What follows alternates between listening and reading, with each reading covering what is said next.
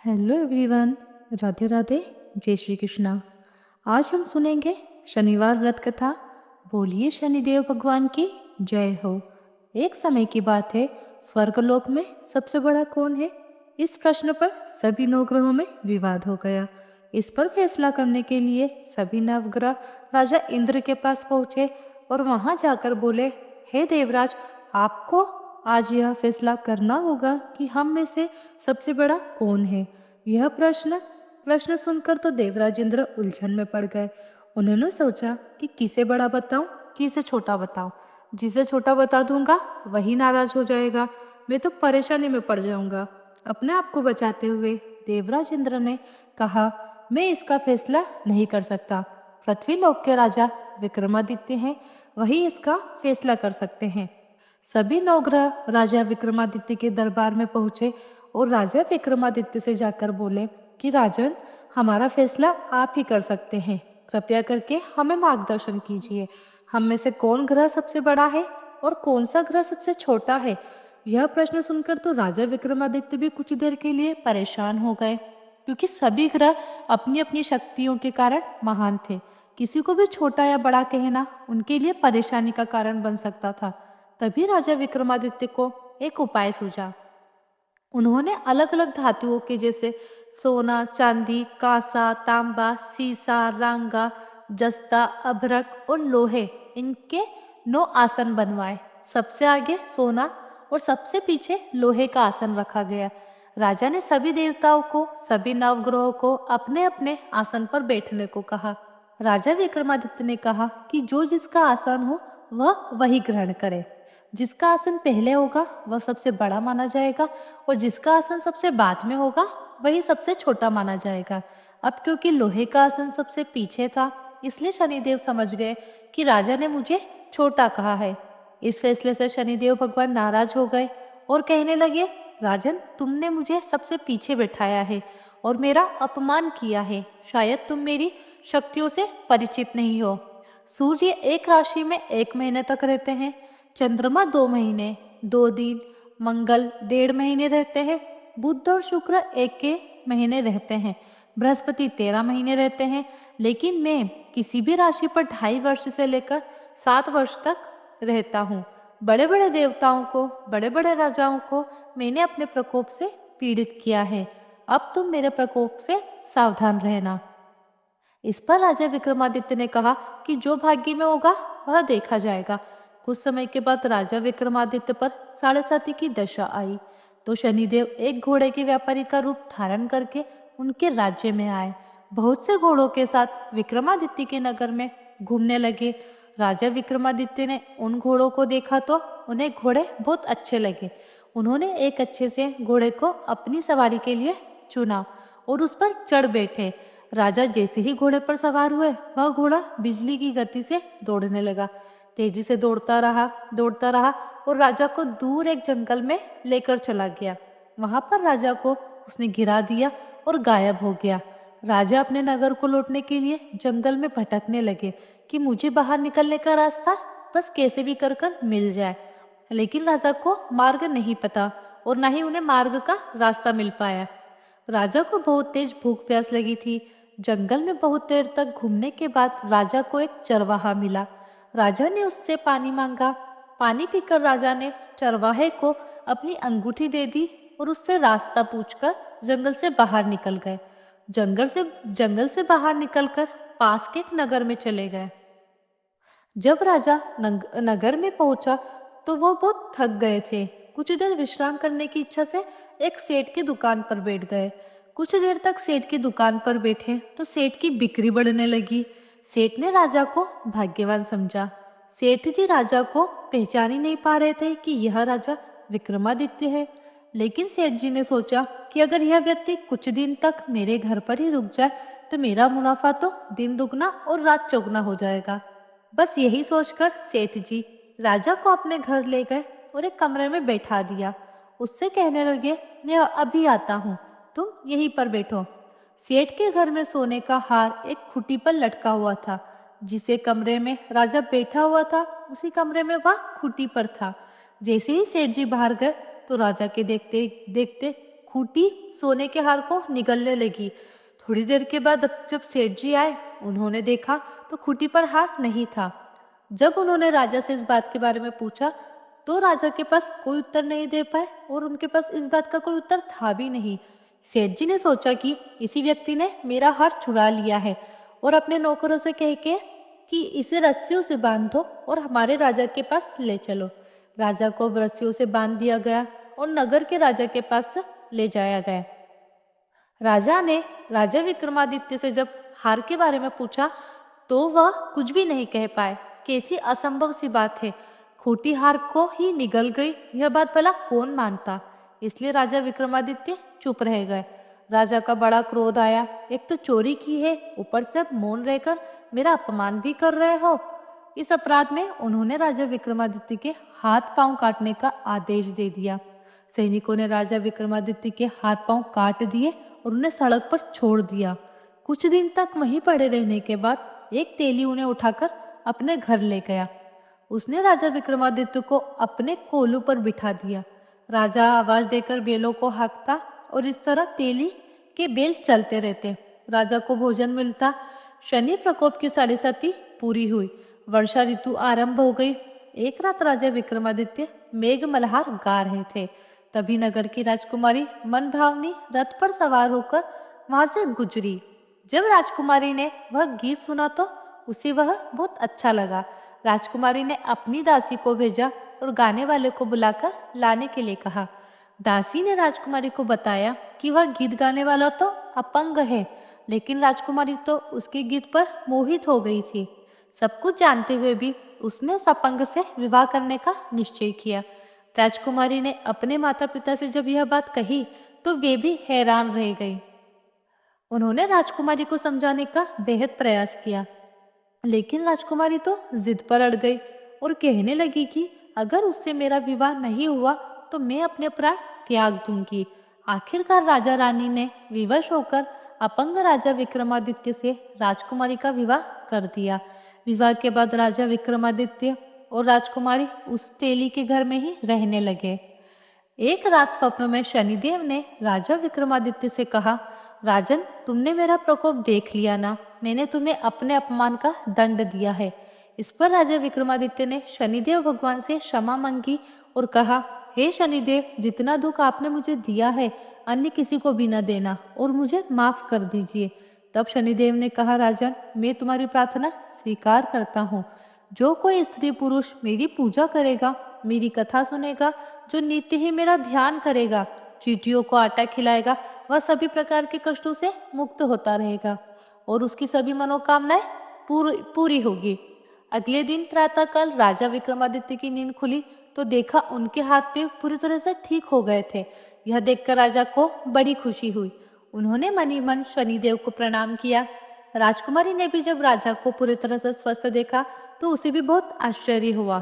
तब राजा विक्रमादित्य ने अपना पूरा परिचय देते हुए शनिदेव के प्रकोप की सारी बात बता दी। इधर जब सेठ जी को इस बारे में पता चला तो वह दौड़ता हुआ आया और राजा विक्रमादित्य के चरणों में गिरकर क्षमा मांगने लगा। राजा विक्रमादित्य ने उसे क्षमा कर दिया क्योंकि वे जानते थे यह सब तो शनिदेव भगवान के प्रकोप के कारण हुआ है। सेठ राजा विक्रमादित्य को दोबारा अपने घर ले गया और उसी कमरे में बैठकर भोजन कराने लगा। भोजन करते समय वहां सबके सामने उस खूंटी ने हार को उगल दिया। सेठ ने अपनी बेटी का विवाह भी राजा विक्रमादित्य के साथ ही कर दिया। बहुत से स्वर्ण आभूषण धन आदि देकर राजा को विदा किया। राजा विक्रमादित्य राजकुमारी मनभावनी और सेठ की बेटी के साथ अपने नगर में वापस पहुंचे तो नगरवासियों ने बड़े हर्ष के साथ उन सभी का स्वागत किया। अगले ही दिन राजा विक्रमादित्य ने पूरे राज्य में घोषणा करा दी कि शनिदेव सब ग्रहों में श्रेष्ठ हैं और सब स्त्री पुरुष प्रत्येक शनिवार को उनका व्रत किया करे और उनकी व्रत कथा सुना करे। बोलिए शनिदेव महाराज की जय हो। बहुत समय पहले की बात है। किसी गांव में एक ब्राह्मण ब्राह्मणी अपने परिवार के साथ रहते थे। ब्राह्मण देव भगवान का भजन करते और भिक्षा मांगकर अपने परिवार का पालन पोषण करते। इसी तरह से ब्राह्मण देव के दिन गुजर रहे थे। एक रात ब्राह्मण देव जब रात में सो रहे थे तब उन्होंने एक अजीब सा स्वप्न देखा। नीले वस्त्र पहने हुए एक दिव्य पुरुष उनके स्वप्न में आए और कहने लगे, हे ब्राह्मण देव, तुझे लगूंगा। यह सपना देखकर तो ब्राह्मण देव थोड़ा डर गए। सोचने लगे, यह नीले कपड़े पहने दिव्य पुरुष कौन है? क्या यह कोई देव है, गंधर्व है, भूत है अथवा कोई पिशाच है? ब्राह्मण देव घबराकर उठ गए, लेकिन उन्होंने सपने वाली बात किसी को नहीं बताई। अपने घर परिवार में किसी को परेशान नहीं करना चाहते थे। इसी तरह एक दो दिन गुजर गए। ब्राह्मण देव अपने नित्य कर्म करते रहे। रोज भगवान की पूजा करते और भिक्षा मांग कर लाते, अपने परिवार का पालन करते। एक रात ब्राह्मण देव ने फिर से वही स्वप्न देखा। वही नीले वस्त्र पहने हुए दिव्य पुरुष उनके सामने आए और बोले, ब्राह्मण देवता, मैं तुझे लगूंगा। आज तो ब्राह्मण देव बेहद परेशान हो गए। सुबह उठकर सिर पकड़कर बैठ गए। ब्राह्मणी ने देखा तो पूछने लगी, क्या बात है, आज आप कुछ परेशान दिखाई दे रहे हैं, किसी चिंता में हैं? तो ब्राह्मण देव ने अपनी पत्नी से सारा हाल बता दिया कि मेरे सपने में नीले कपड़े पहने एक दिव्य पुरुष आते हैं और मुझसे कहते हैं कि मैं तुझे लगूंगा। बस यही सोचकर परेशान हो कि वह पुरुष है कोई, या फिर कोई देव, गंधर्व है, भूत है अथवा पिशाच है। ब्राह्मणी बहुत समझदार थी, तो उसने अपने पति से कहा कि मुझे तो लगता है कि वे शनिदेव भगवान हैं। शनि भगवान नीले वस्त्र पहनते हैं और दिव्य पुरुष भी हैं। ऐसा लगता है कि आपके ऊपर शनि देव की दशा शुरू होने वाली है, इसलिए वह आपको सचेत करने आए हैं। यह सुनकर तो ब्राह्मण देव और भी ज्यादा परेशान हो गए। शनिदेव की 7.5 तो 7.5 साल की होती है। इतने साल तक मैं उनकी दशा कैसे झेलूंगा? तो ब्राह्मणी कहने लगी कि परेशान ना हो, जब अब की बार वह आपके सपने में आए और कहे कि मैं आपको लगने जा रहा हूँ, तो आप कह देना कि मुझे सिर्फ 1.15 के लिए ही लगना। जब उस दिन रात में ब्राह्मण देव सोए तो सपने में फिर से शनिदेव आए और बोले, ब्राह्मण, आज मैं तुम्हें लगूंगा। ब्राह्मण ने कहा, भगवान, यदि आप मुझे लगना ही चाहते हैं तो लग जाइए, लेकिन बताइए आप मुझे कितने समय के लिए लगेंगे? तब शनिदेव ने कहा कि मैं तुम्हारे पास साल के लिए आऊंगा। ब्राह्मण देव बोले कि क्षमा करे भगवान, लेकिन इतना समय मैं 7.5 नहीं झेल पाऊंगा। 7 साल बहुत लंबा समय होता है भगवान। तब शनिदेव बोले, अच्छा ठीक है, फिर मैं 5 साल के लिए आ जाता हूँ। लेकिन ब्राह्मण बोले कि नहीं शनिदेव, यह समय भी मेरे लिए बहुत ज्यादा है। तो शनि भगवान कहते हैं, ठीक है, अच्छा ठीक है, तो मैं 2.5 साल के लिए आ जाता हूँ। लेकिन ब्राह्मण ने फिर से मना कर दिया। शनिदेव कहने लगे कि ठीक है, फिर तुम ही बता दो मैं कितने समय के लिए लगूं। ब्राह्मण ने कहा कि 1.15 के लिए लग जाओ। शनिदेव कहने लगे, ठीक है, मैं 1.15 का ही लगूंगा। उसे 1.15 की शनिदेव की दशा लग गई।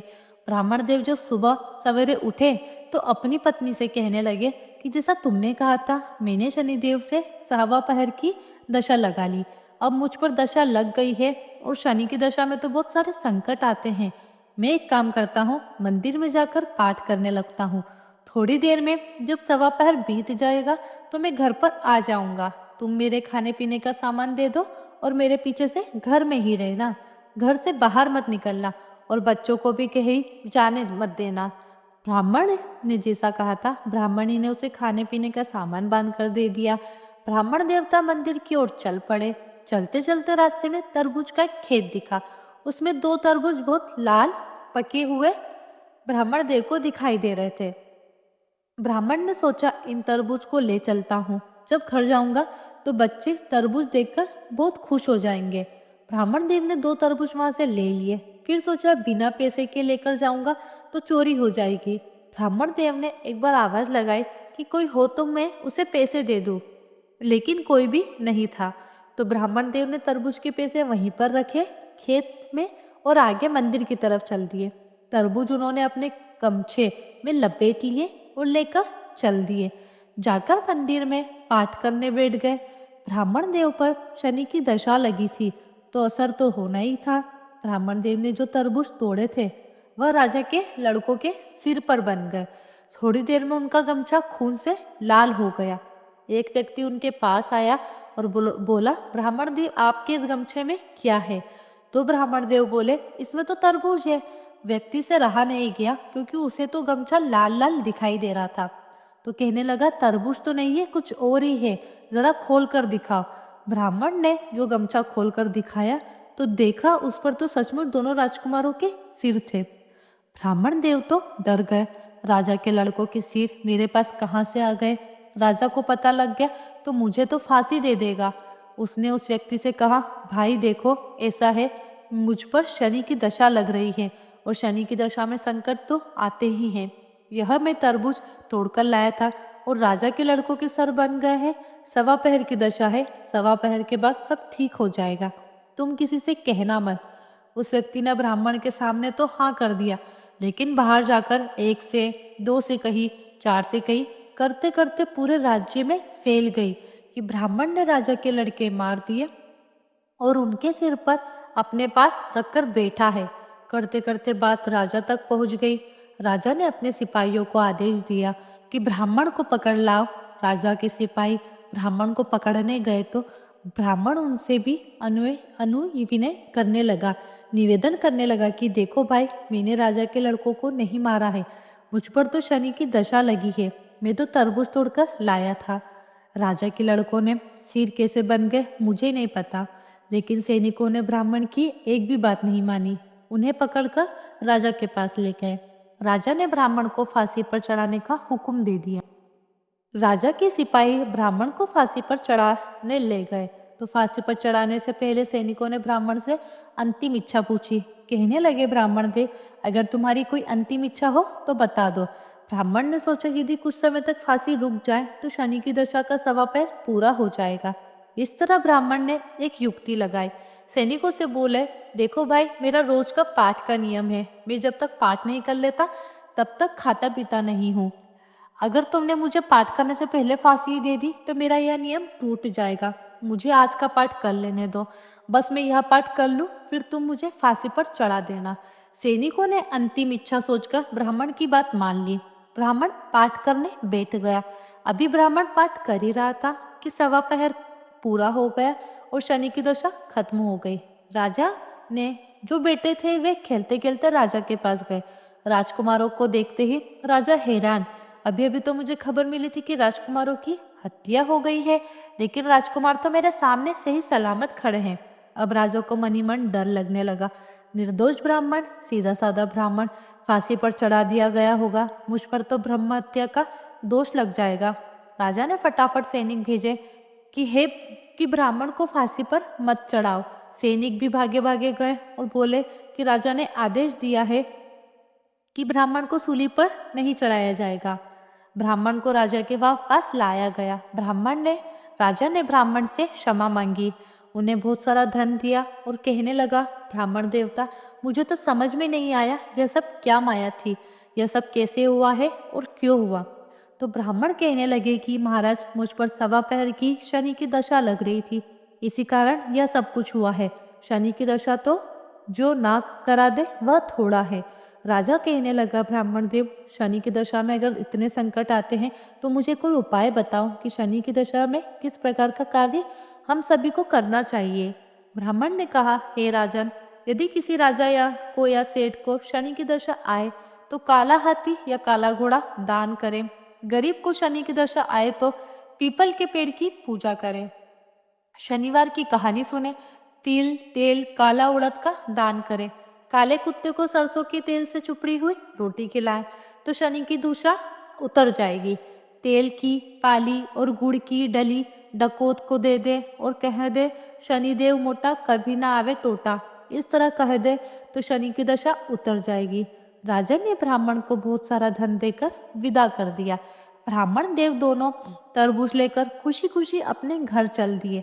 घर जाकर तरबूज एक तरफ रख दिए और ब्राह्मणी से सारी बात बताने लगे। थोड़ी देर में ब्राह्मणी ने सोचा, चलो तरबूज काट लेती हूँ। तरबूज काटने बैठी, जैसे ही उसमें चाकू लगाया, देखा उसमें तो हीरे मोती निकलने लगे। उसने ब्राह्मण देव से पूछा, ब्राह्मण देव, यह क्या है?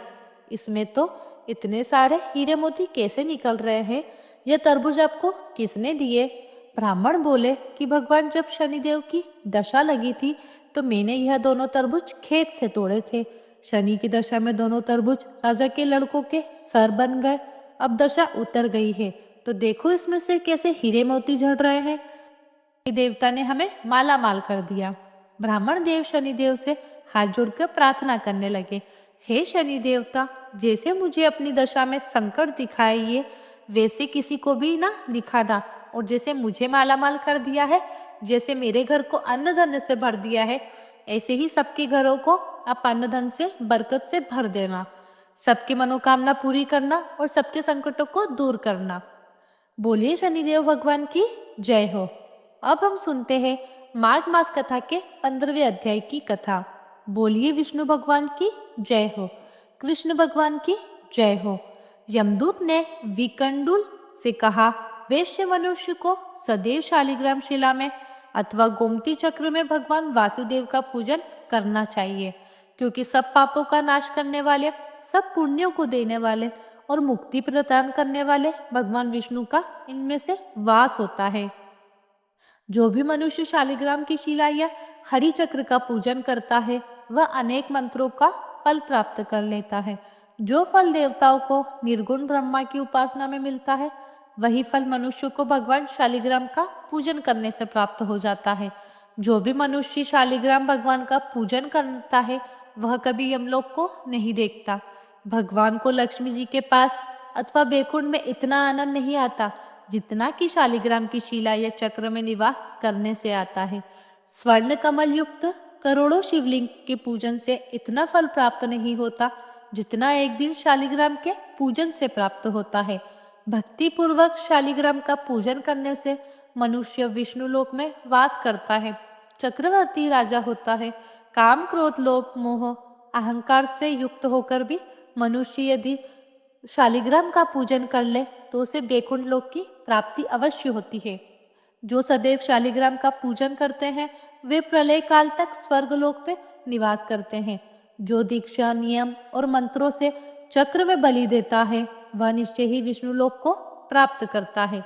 जो शालिग्राम शिला के जल से अपने शरीर का अभिषेक करते हैं मानो उन्होंने संपूर्ण तीर्थों में स्नान कर लिया हो। गंगा, रेवा, गोदावरी सबका जल शालिग्राम शिला में वास करता है। जो भी मनुष्य शालिग्राम शिला के सम्मुख अपने पिता का श्राद्ध करता है उसके पितृ कई कल्प तक स्वर्ग में वास करते हैं। जो मनुष्य नित्य प्रतिदिन शालिग्राम शिला का जल पीते हैं उन्हें हजारों बार पंचगव्य पीने का फल प्राप्त होता है। यदि शालिग्राम की शिला का जल पिया जाए तो सहस्त्रों तीर्थ करने से क्या लाभ। जहाँ पर शालिग्राम है वह स्थान तीर्थ के समान होता है। जिस घर में शालिग्राम शिला विराजमान है, जिस घर में शालिग्राम शिला का पूजन होता है वह घर तीर्थ के समान माना जाता है। वहां पर किए गए संपूर्ण दान होम करोड़ों गुना फल को प्राप्त होते हैं। जो एक बूंद भी शालिग्राम शिला का जल पीता है वह दोबारा जन्म नहीं लेता। शालिग्राम शिला में जो कीड़े पकोड़े एक कोस के अंदर पर मरते हैं वह भी वैकुंठ को प्राप्त करते हैं। जो फल वन में तप करने से प्राप्त होता है वही फल भगवान को सदा स्मरण करने से प्राप्त हो जाता है। मोहवश अनेक प्रकार के घोर पाप करने वाला मनुष्य भी भगवान को यदि प्रणाम कर ले, शालिग्राम शिला की सेवा कर ले तो वह नरक में नहीं जाता। हे भूकंडल, संसार में जितने भी तीर्थ हैं अथवा पुण्य स्थान है भगवान केवल नाम मात्र के कारण से ही प्राप्त हो जाते हैं। यमदूत ने कहा, जो कोई भी प्रसंगवश भी एकादशी के व्रत को कर लेता है अर्थात अनजाने में भी एकादशी व्रत कर लेता है तो उसे कभी दुखों की प्राप्ति नहीं होती। हर मास की दोनों एकादशी भगवान पद्मनाभ के दिन है। जब तक मनुष्य इन दिनों में व्रत नहीं करता उसके शरीर में पाप बने ही रहते हैं। हजारों अश्वमेध यज्ञ कर लो, हजारों वाजपेयी यज्ञ कर लो, उन सभी का फल एकादशी व्रत की 16वीं कला के बराबर में नहीं होता। एकादशी का व्रत करने से 11 इंद्रियों से किए गए सब पाप नष्ट हो जाते हैं। गंगा, गया, नर्मदा, काशी, पुष्कर, कुरुक्षेत्र, यमुना, चंद्रभागा किसी का भी फल एकादशी व्रत के बराबर नहीं। इस दिन व्रत करके मनुष्य अनायासी वैकुंठ को प्राप्त कर लेते हैं। एकादशी को व्रत और रात्रि जागरण करने से माता पिता और स्त्री के कुल की 10 पीढ़ियां का उद्धार हो जाता है। वह पीताम्बरधारी होकर भगवान के निकट रहते हैं। बालक हो, युवा हो अथवा वृद्ध हो, सब और पापी भी व्रत करने से नरक में नहीं जाते। यमदूत कहते हैं, हे वेश्य, मैं सूक्ष्म, मैं तुम्हें नरक से बचने का धर्म कहता हूँ। मन, कर्म और वचन से प्राणी मात्र का द्रोह ना करना, इंद्रियों को वश में रखना, दान देना, भगवान की सेवा करना, नियम पूर्वक वर्णा श्रम धर्म का पालन करना, इन कर्मों के करने से मनुष्य नरक से बचे रहते हैं। स्वर्ग प्राप्त करने की इच्छा से मनुष्य गरीब भी हो तो जूता, छतरी, अन्न, धन, जल, कुछ ना कुछ दान देना चाहिए। दान देने वाला मनुष्य कभी यम की यातना को नहीं भोगता, वह दीर्घायु और धनी होता है। बहुत अधिक कहने से क्या अधर्म से ही मनुष्य बुरी गति को प्राप्त होते हैं? मनुष्य सदैव धर्म के कार्यों से स्वर्ग प्राप्त कर सकते हैं। इसलिए बाल्यकाल से ही धर्म के कार्यों का अभ्यास करना चाहिए। यमदूत ने आगे क्या कहा, इसका वर्णन अगले अध्याय में सुनेंगे। आज की कथा को हम यहीं पर विराम करते हैं। बोलिए विष्णु भगवान की जय हो, कृष्ण भगवान की जय हो। अब सुनते हैं पीपल देवता की कहानी। बोलिए पीपल देवता की जय हो। किसी गांव में एक ब्राह्मण ब्राह्मणी रहते थे। ब्राह्मण का पीपल की सेवा का नियम था। ब्राह्मण देवता रोज पीपल देवता की पूजा करते, जल से सींचते और परिक्रमा करते, दिया जलाते और उसी के बाद कुछ भी अन्न जल ग्रहण करते। बिना पीपल की पूजा किए तो पानी की एक बूंद भी ग्रहण नहीं करते थे। इस तरह से पीपल देवता की पूजा करते करते ब्राह्मण का पूरा जीवन बीत गया। एक दिन पीपल देवता ने सोचा कि ब्राह्मण ने सारा जीवन मेरी सेवा की है, मेरी पूजा की है, मुझे इसे कुछ तो देना चाहिए। जब अगले दिन ब्राह्मण पीपल की पूजा करने के लिए आए, तब पीपल सींचकर परिक्रमा कर रहे थे तो पीपल में से आवाज आई, तू मांग मैं देऊं, तू मांग मैं देऊं। ब्राह्मण ने आवाज सुनी तो चारों ओर देखने लगे कि आवाज कहाँ से आ रही है, पर उन्हें तो आसपास कोई भी दिखाई नहीं दिया। अब ब्राह्मण आश्चर्य में पड़ गए। इसके बाद तो रोज ही ऐसा ही होने लगा। जब भी ब्राह्मण देवता पीपल की पूजा करने के लिए जाते, रोज पीपल में से आवाज आती कि तू मांग मैं देऊं। यह सब देखकर ब्राह्मण घबराने लगे, क्योंकि उन्होंने सुन रखा था कि पीपल के पेड़ पर तो भूतों का वास होता है। तब उन्होंने सोचा कि कहीं यह आवाज किसी भूत प्रेत की तो नहीं है। ब्राह्मण देवता घबराकर अपने घर आ जाते हैं और ब्राह्मण देवता घबराकर अपने घर आ जाते हैं और घर जाकर भोजन भी नहीं करते। ऐसा कुछ दिन तक हुआ तो ब्राह्मणी ने देखा तो पूछने लगी कि ब्राह्मण देवता किस चिंता में बैठे हो, क्या बात है। तब ब्राह्मणी ने सारी बात बताई तो ब्राह्मणी बोली, अरे आप तो बहुत ही भोले हो, पीपल के पेड़ पर भूत तो प्रेतों का वास नहीं होता, बल्कि पीपल के पेड़ में तो ब्रह्मा, विष्णु और महेश का वास होता है, पितरों का वास होता है, लक्ष्मी जी का वास होता है। हो सकता हो यह आवाज भगवान की हो। भगवान आपकी भक्ति से प्रसन्न हुए हों और आपको वर देना चाहते हों। तब ब्राह्मण देवता जब अगले दिन पीपल सींचने गए तो फिर से आवाज आई कि तू मांग मैं देऊं। तो ब्राह्मण देवता ने पूछा कि आप कौन हैं और मुझे क्या देना चाहते हैं। तब पीपल में से आवाज आई कि मैं पीपल देवता हूँ, तेरी पूजा से, तेरी भक्ति से बेहद प्रसन्न हुआ हूँ और तुझे कुछ देना चाहता हूँ, तू मांग ले। ब्राह्मण देवता बोले कि मुझे तो कुछ भी मांगना नहीं आता प्रभु, मुझे नहीं है पता कि क्या मांगना चाहिए। तब पीपल में से आवाज आई कि तुम अपनी पत्नी से पूछ लेना। ब्राह्मण घर आ गए। ब्राह्मणी कहने लगी, ब्राह्मणी से बोले कि तुम तो सही कहती थी, वह आवाज तो भगवान की ही थी, वे मुझे कुछ देना चाहते हैं, पर मुझे नहीं पता कि क्या मांगू। तो ब्राह्मणी बोली कि आप पीपल देवता से कहना कि मुझे 9 करोड़ की माया दे, 16 साल की काया दे, बेटा दे, पोता दे, पूरा परिवार दे, सारा सुख दे। तब ब्राह्मण देवता ने अपनी पत्नी की बात मानी और अगले दिन जब पीपल की पूजा करने गए और रोज की तरह से आवाज आई, तब ब्राह्मण ने वही बात कह दी जो ब्राह्मणी ने कही थी। ब्राह्मण ने पीपल देवता से कहा कि मुझे 9 करोड़ की माया दो, 16 साल की काया दो, बेटा दो, पोता दो, पूरा परिवार दो और सारा सुख दो। पीपल देवता सोचने लगे कि ब्राह्मण देखने में सीधा साधा था, कहता था मांगना नहीं आता, पर सारी ही चीजें मांग ली। फिर बोले कोई बात नहीं, तूने जो मांगा है सब तुझे देता हूँ। अब ब्राह्मण थोड़े देर पर वहाँ पर खड़े रहे, लेकिन अब उनके हाथ में कुछ भी नहीं आया, तो निराश होकर वापस आने लगे।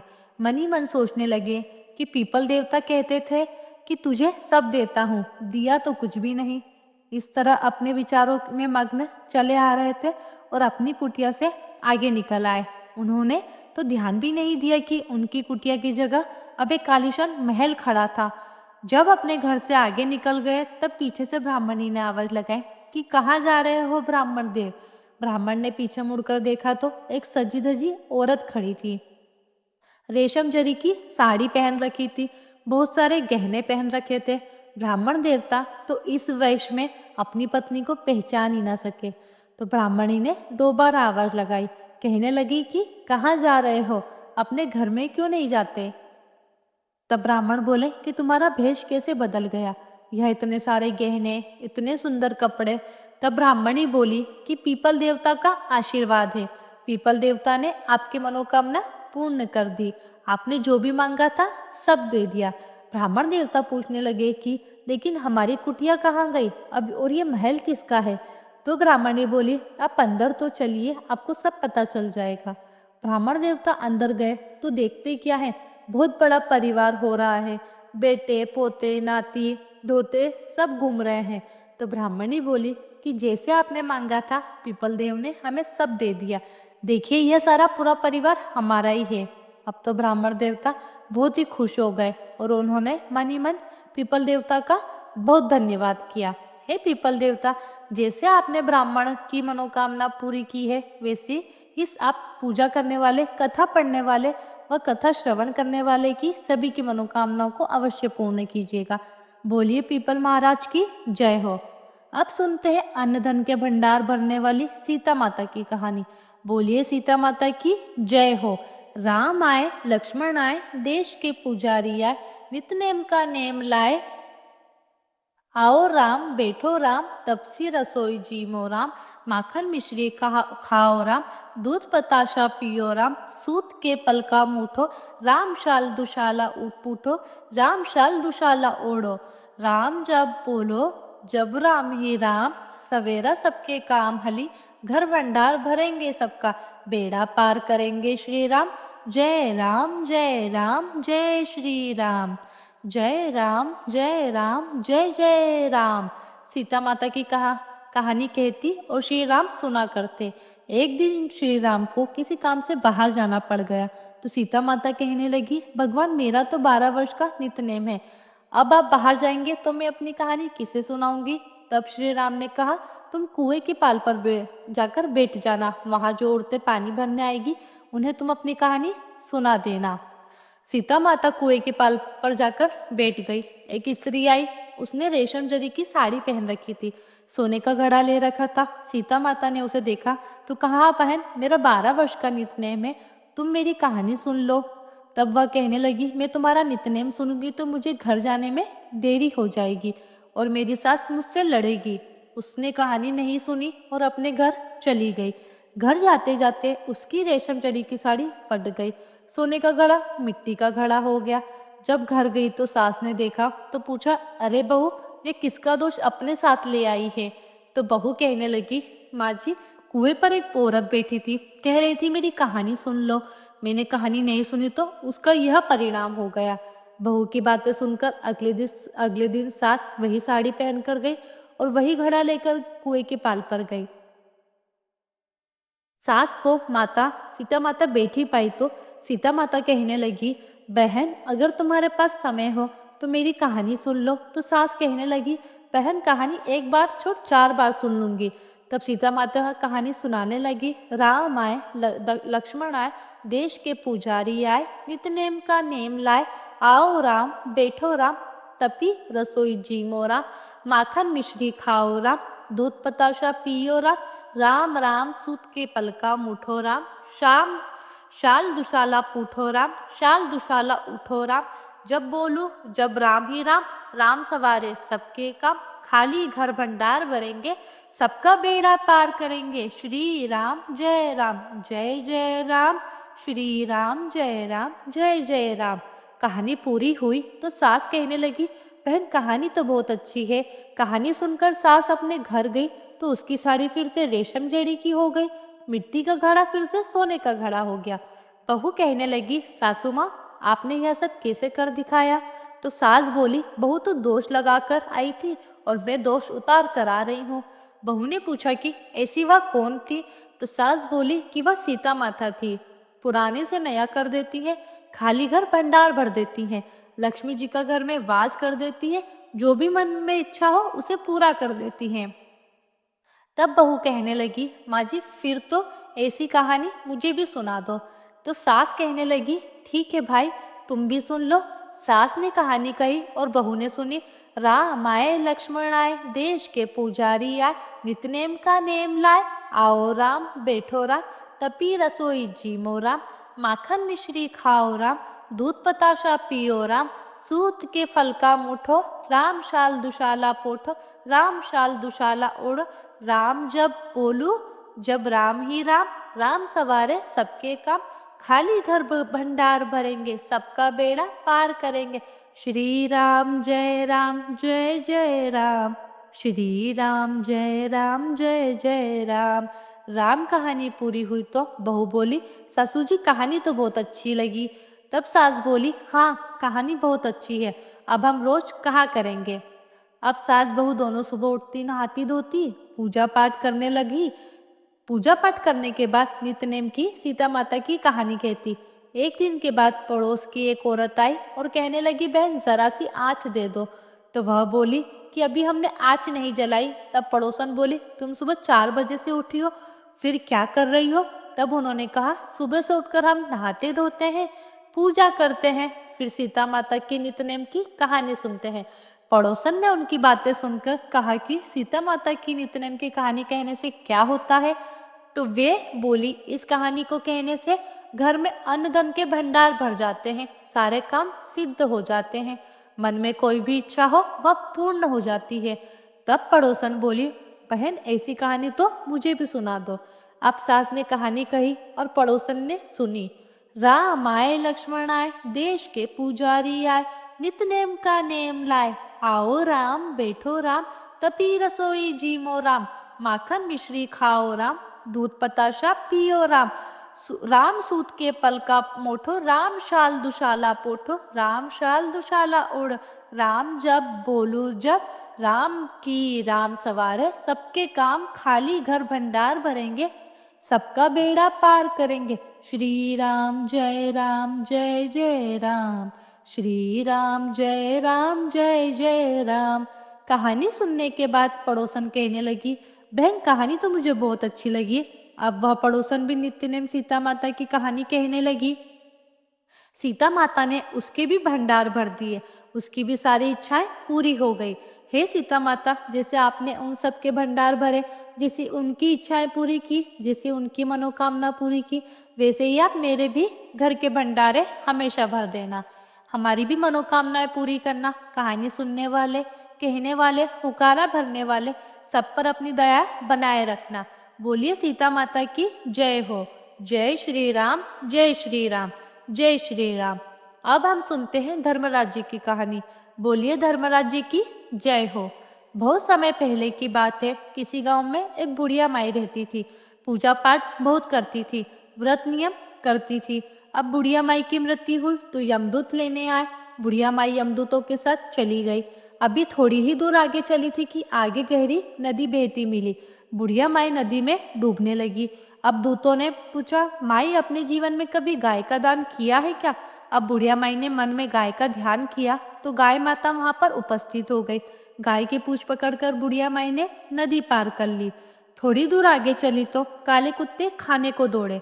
तब दूतों ने पूछा, माई कुत्ते को रोटी दी है क्या? अब बुढ़िया माई ने कुत्तों का ध्यान किया तो कुत्ते वहां से चले गए। थोड़ी दूर आगे चली तो काले कौवे बुढ़िया माई को चोंच मारने लगे। अब दूत कहने लगी कि क्या कभी ब्राह्मण की बेटी को सिर में तेल लगाने को दिया है? बुढ़िया माई ने ब्राह्मण की बेटी को याद किया तो कौवों ने चोंच मारना छोड़ दिया। बुढ़िया माई आगे चली तो पैरों में कांटे चुभने लगे। तब दूत कहने लगी कि माई क्या तुमने अपने जीवन में कभी चप्पल का दान किया है क्या? बुढ़िया माई ने जब अपना दान याद किया तो पैरों में चप्पल आ गई। थोड़ी दूर आगे चली तो चित्रगुप्त जी ने दूतों से कहा कि तुम किसे ले आए हो। तब वे कहने लगे कि बुढ़िया माई ने दान पुण्य तो बहुत किया, पर धर्मराज जी के नाम पर कुछ भी नहीं किया, इसलिए आगे के द्वार बंद है। बुढ़िया माई कहने लगी, अब मैं क्या करूं? मुझे आप एक काम करो, 7 दिन के लिए वापस धरती पर भेज दो। 7 दिनों तक धर्मराज जी की कहानी सुनूंगी, धर्मराज जी की पूजा करूंगी और उद्यापन करने के बाद वापस आ जाऊंगी। तब चित्रगुप्त जी ने बुढ़िया माई को वापस धरती पर भेज दिया। अब पूरे गांव में खबर फैल गई कि बुढ़िया माई तो भूतनी का रूप धारण करके आई है। कोई मर गया हो, अचानक से जिंदा हो जाए तो लोग तो यही कहेंगे ना। अब बुढ़िया माई सबकी सुनते सुनाते अपने घर पहुंची तो बेटे बहू ने भी भूतनी समझकर घर के दरवाजे बंद कर दिए। तब बुढ़िया माई कहने लगी कि मैं भूतनी नहीं हूँ, मैं तो धर्मराज जी के कहने पर वापस आई हूँ। मैं नियम से धर्मराज जी की कहानी सुनूंगी, व्रत करूंगी, उद्यापन करूंगी और फिर वापस चली जाऊंगी। तब उसकी बात सुनकर उसके बेटे ने उद्यापन पूजा की सारी सामग्री उसे लाकर दे दी। सबने कहानी सुनी, लेकिन कहानी का हुक्कारा किसी ने भी नहीं भरा। तब बुढ़िया माई पड़ोसन के पास गई और पड़ोसन से कहने लगी कि तुम मेरी कहानी सुन लो। पड़ोसन कहानी सुनने लगी। पड़ोसन ने कहानी भी सुनी और हुक्कारा भी पढ़ दिया। बुढ़िया माई ने 7 दिन तक धर्मराज जी की कहानी कही, व्रत किया और फिर व्रत का उद्यापन किया, सभी सामान को दान कर दिया। तब धर्मराज जी ने बुढ़िया माई के लिए धरती पर विमान भेजा। विमान देखा तो सभी गांव वाले कहने लगे कि स्वर्ग तो हम भी जाएंगे। बुढ़िया माई बोली कि मेरी कहानी का उकारा तो बस पड़ोसन ने ही भरा है, इसलिए पड़ोसन मेरे साथ जाएगी।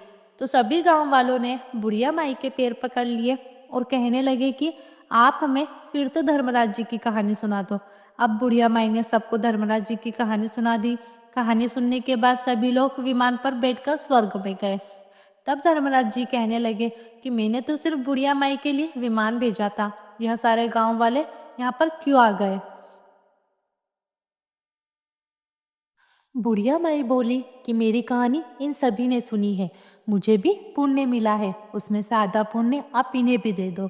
धर्मराज जी ने सभी गांववासियों को स्वर्ग में वास दिया। हे धर्मराज जी, जैसे आपने बुढ़िया माई को स्वर्ग में वास दिया है, धर्मराज जी की कहानी कहते कहते, सुनते, हुकारा भरते भरते सभी को स्वर्ग में वास देना और सभी की मनोकामनाओं को पूर्ण करना। सब पर अपनी कृपा हमेशा बनाए रखिए। बोलिए धर्मराज जी की जय हो। एक तापसी था और एक लपसी था। तप्स तो भगवान की तपस्या करता और लपसी रोज सवा शेर की लापसी बनाता, भोग लगाता, घंटी बजाता और जीम लेता। एक दिन दोनों में झगड़ा हो गया। तब से बोला कि मैं बड़ा हूँ। लपसी कहने लगा कि नहीं, मैं बड़ा हूँ। तपसी बोला कि मैं रोज भगवान की तपस्या करता हूँ, इसलिए मैं ही बड़ा हूँ। लपसी बोला कि मैं रोज भगवान भगवान की सेवा, शेर की लापसी का भोग लगाता हूँ, इसलिए मैं बड़ा हूँ। दोनों आपस में झगड़ रहे थे। नारद जी वहां से गुजरे तो दोनों का झगड़ते देखा। पूछने लगे कि क्यों झगड़ रहे हो? तब दोनों ने अपनी अपनी बात कह दी। नारद जी बोले कि तुम लोग आपस में झगड़ा मत करो, तुम में से कौन बड़ा है इस बात का फैसला मैं कर दूंगा। अगले दिन सुबह सुबह तपसी और लपसी दोनों नहा कर आ रहे थे। नारद जी ने दोनों के रास्ते में 1.25 करोड़ की अंगूठी रख दी। तपसी ने अंगूठी देखी तो उसने तुरंत उठा ली। इतनी कीमती अंगूठी देखकर उसके मन में लालच आ गया। सोचने लगा कि बड़ी कीमती अंगूठी है, इसे बेचूंगा, बहुत सारे पैसे मिलेंगे। उन पैसों से मैं एक बहुत बड़ा यज्ञ करूंगा और अपने आप को बड़ा साबित कर दूंगा। उधर लपसी ने अंगूठी देखी तो सोचने लगा, अरे किसी की कीमती अंगूठी गिर गई है, लेकिन उसने अंगूठी को हाथ तक नहीं लगाया। सोचने लगा कि कहीं मैंने उठा ली तो चोर डाकू मेरे पीछे पड़ जाएंगे, कहीं मुझे मार दिया तो वह तो रोज की तरह 1.25 शेर की लपसी बनाई। भगवान को भोग लगाया, घंटी बजाई और जीम लिया। थोड़ी देर में नारद जी वहां पर आए। दोनों कहने लगे कि बताओ नारद जी, हम दोनों में से कौन बड़ा है? तो नारद जी बोले कि दोनों खड़े हो जाओ। दोनों खड़े हो गए। जैसे ही दोनों खड़े हुए, तपसी के पैर के नीचे से अंगूठी निकली जो उसने तपस्या करते समय अपने पैर के नीचे छुपा ली थी। तो नारद जी ने तपसी से बोला कि इतनी तपस्या कर ली तूने, पर तेरे मन का लालच अभी तक नहीं गया। जा, अब तुझे मेरी तपस्या का भी फल नहीं मिलेगा। इतना सुनना था कि तपसी तो जोर जोर से रोने लगा। रोते रोते नारद जी के पैरों में गिर गया। बोला, महाराज दया करो और बताओ कि मुझे मेरी तपस्या का फल कैसे मिलेगा। तब नारद जी बोले कि जो अपने घर में गाय कुत्ते की रोटी नहीं बनाएगा तो उसकी तपस्या का फल तुझे मिल जाएगा। दिया लगाकर हाथ नहीं जोड़ेगा, ब्राह्मण को भोजन कराकर दक्षिणा नहीं देगा, तब उसकी तपस्या का फल तुझे मिल जाएगा। साड़ी देकर भेंट नहीं देगा तो उसकी तपस्या का फल तुझे मिल जाएगा। जो सारी कहानी कहकर तेरी कहानी नहीं कहेगा, तब उसके सारे पुण्य सारे फल तुझे मिल जाएंगे। बस तभी से सभी कथा कहानी के साथ तपसी लपसी की कहानी जरूर सुननी चाहिए, नहीं तो। तुलसी महारानी की आरती। तुलसी महारानी नमो नमः, तुलसी महारानी नमो नमो, हरि की पटरानी नमो नमो, तुलसी महारानी नमो नमो। धन तुलसी पूर्ण तप कीनो, शालिग्राम बनी पटरानी नमो नमो, तुलसी महारानी नमो नमो, तुलसी महारानी नमो नमो। जाके पत्र मंजरी कोमल, श्रीपति कमल चरण पट लपटानी नमो नमः, तुलसी महारानी नमो नमो, हरि की पटरानी नमो नमो। कौन से महीने में बोई रानी तुलसी, कौन से महीने में हुई हरियाली नमो नमो, तुलसी महारानी नमो नमो, हरि की पटरानी नमो नमो। कौन से महीने में हुई तेरी पूजा, कौन से महीने में हुई पटरानी नमो नमः, तुलसी महारानी नमो नमो, हरि की पटरानी नमो नमो। आषाढ़ मास में बोई रानी तुलसी, सावन मास में हुई हरियाली नमो नमः, तुलसी महारानी नमो नमो। कार्तिक मास में हुई तेरी पूजा, मंगासिर मास में हुई पटरानी नमो नमः, तुलसी महारानी नमो नमो, हरि की पटरानी नमो नमो। धूप दीप नैवेद्य आरती, पुष्पन की वर्षा बरसानी नमो नमो, तुलसी महारानी नमो नमो, हरि की पटरानी नमो नमो। 56 भोग 3600 व्यंजन, बिन तुलसा हरि एक न मानी नमो नमो, तुलसी महारानी नमो नमो, हरि की पटरानी नमो नमो। जो तुलसी को सवेरे गाय, श्री कृष्ण के दर्शन पाए नमो नमो, तुलसी महारानी नमो नमो, हरि की पटरानी। जो तुलसी को दोपहर को गाए, खीर खांड के भोग लगाए नमो नमो, तुलसी महारानी नमो नमो, हरि की पटरानी नमो नमो। जो तुलसी को शाम को गाए, श्री कृष्ण की आरती उतारे नमो नमो, तुलसी महारानी नमो नमो, हरि की पटरानी नमो नमो। जो तुलसी को रात में गाए, श्री कृष्ण के चरण दबाए नमो नमो, तुलसी सी महारानी नमो नमो, हरि की पटरानी नमो नमो। सभी सखी मैया तेरो यश गावे, भक्ति दान दीजियो महारानी नमो नमो, तुलसी महारानी नमो नमो, हरि की पटरानी नमो नमो, तुलसी महारानी नमो नमो, तुलसी महारानी नमो नमो। बोलिए तुलसी माता की जय हो। हम कथा को यही विराम देते हैं, कथा का समापन करते हैं। आपको हमारी कथा का ये वीडियो कैसा लगा कमेंट बॉक्स में अवश्य बताइएगा। वीडियो को ज़्यादा से ज़्यादा लाइक कीजिए और ज़्यादा से ज़्यादा शेयर कीजिए और आप सब्सक्राइब करना ना भूलें। मिलते हैं अगली वीडियो में, तब तक के लिए राधे राधे, जय श्री कृष्णा।